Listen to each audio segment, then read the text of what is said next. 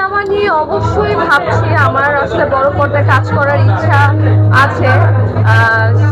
যদি অনেক অফারও পেয়েছি।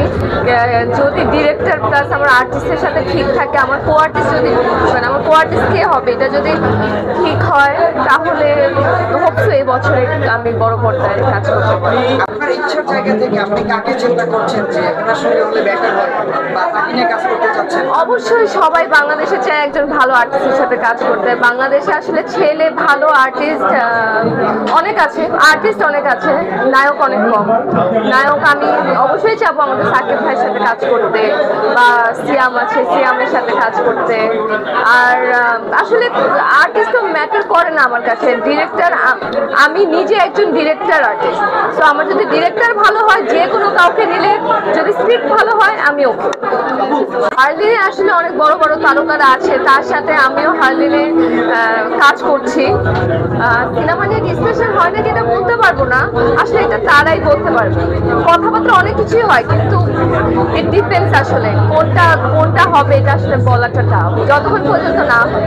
সময় না, আমি নাটকই করি, আমি এখন নাটকই করছি। নাটক তো আমি করি, নাটকে আমি নিয়মিতই থাকবো। যতদিন আমি বড় পর্দা না আসি ততদিন আমি নাটকে নিয়মিত থাকবো। এখন আমি ওটিটিতে কাজ করছি। সবগুলো সেক্টরে আসলে কাজ করার ইচ্ছা আছে আমার। প্রত্যেকটা কাজই আসলে খুবই আমার কাছে ভালো লাগে। যেমন আমি নিজে আমি লাক্স থেকে এসেছিলাম, লাক্স প্রতিযোগিতা থেকে এসেছিলাম। ওখান থেকে এসে প্রথমে আমি মডেল ছিলাম।